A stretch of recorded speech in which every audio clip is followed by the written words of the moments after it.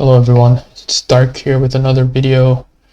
Before I start, I want to thank all of you for all the support, the subscriptions, the views, the comments. I appreciate all of it, so thank you for that.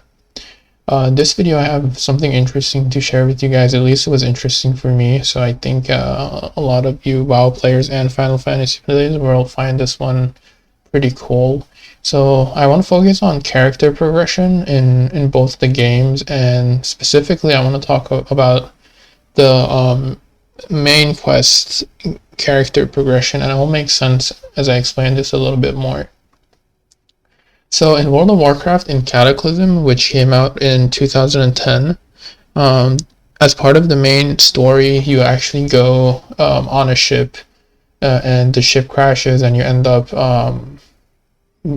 coming underwater, and you meet these people that eventually teach you how to breathe underwater. And the whole area, which is called Vashtir, as you can see in the background, all the quests are underwater, and it was something new that Blizzard did at the time, and it was a pretty neat experience. At the time, I remember I had quite a bit of fun doing these quests. And as part of the quest line, you have a quest where you have to go and gather some seaweed, and you come back and hand it in, and the NPC gives you a buff which allows you to breathe underwater and pretty much increases your movement speed by 60%, only when you're in the Vashtir area.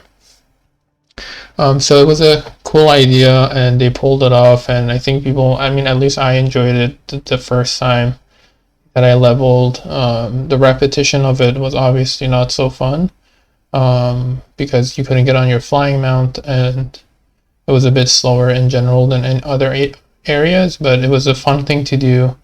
But nowadays, I don't think anyone actually ever comes here with the way that they've designed the quests and the way you can actually choose your expansions. I don't think anyone comes here, and even when I was doing it for this video, I noticed there was quite a few bugs, and I don't think anyone's noticing it because no one is actually coming here. Alright, so now let's take a look at Final Fantasy XIV and how they have incorporated character progression through the story. And in order to do that, I want to actually focus on the Stormblood expansion, which came out in 2017 for Final Fantasy XIV. And I noticed that in this expansion, they also have this area which is underwater, and it reminded me a lot of Vashtir, where you have quests that lead you underwater, and you need to do some things which need you to be able to hold your breath and basically live underwater. So in Final Fantasy, you get this quest line where you come and meet the Kojin. I think they're called Kojins, I don't know, but you can call them Ninja Turtles if you want. And I apologize to all the lore guys in Final Fantasy for butchering this, but you get the idea. You come here and you have to go on a treasure hunt and do a series of quests which require you to breathe underwater.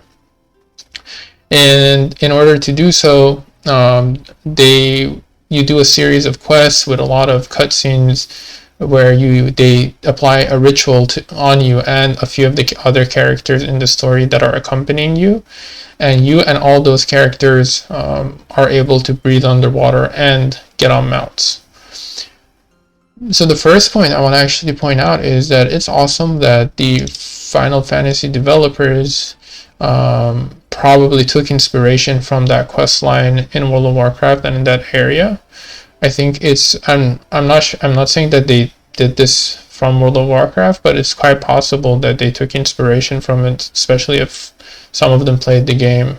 And from what I'm seeing in Final Fantasy XIV, with all the improvements and things that they do, I'm pretty sure that they are keeping a close eye on not only WoW in general, but the feedback that the community of World of Warcraft gives as well.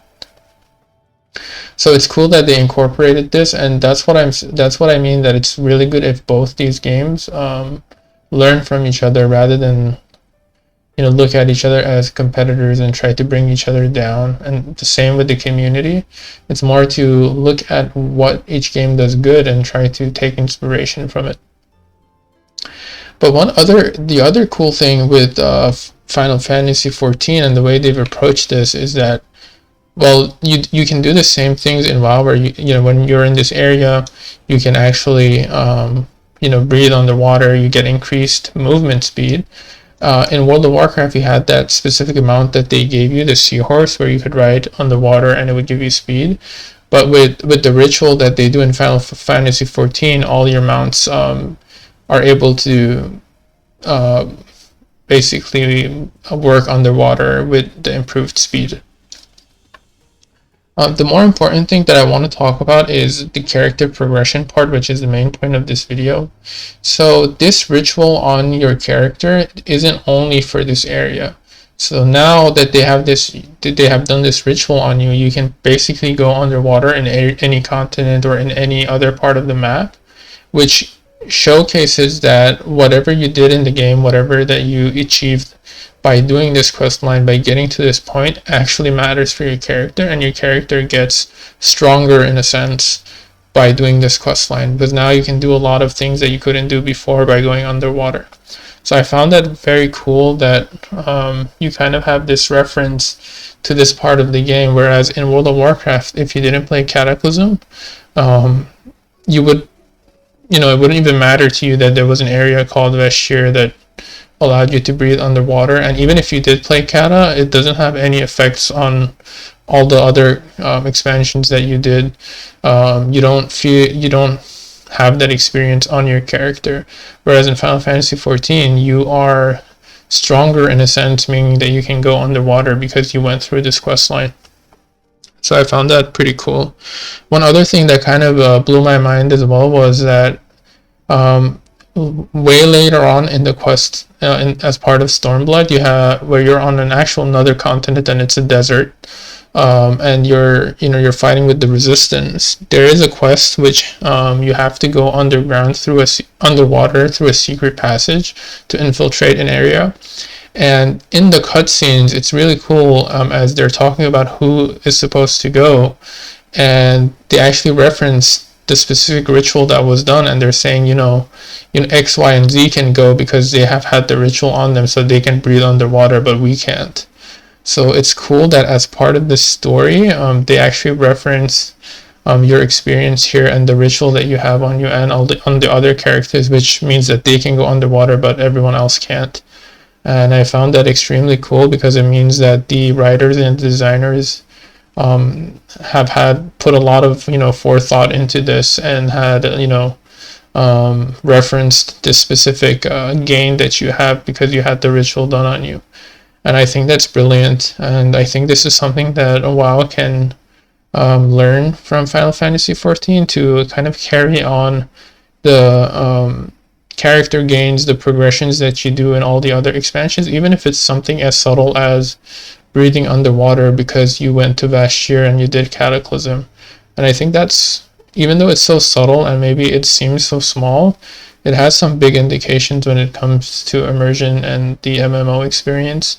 And even though I'm not a lore guy and I'm not even into the stories too much, this, I sensed it and I felt this, which means it's a pretty it's probably a pretty important piece of content. So with that being said, I want to end this video. Thank you again for watching, and I'll see you in the next one. Peace.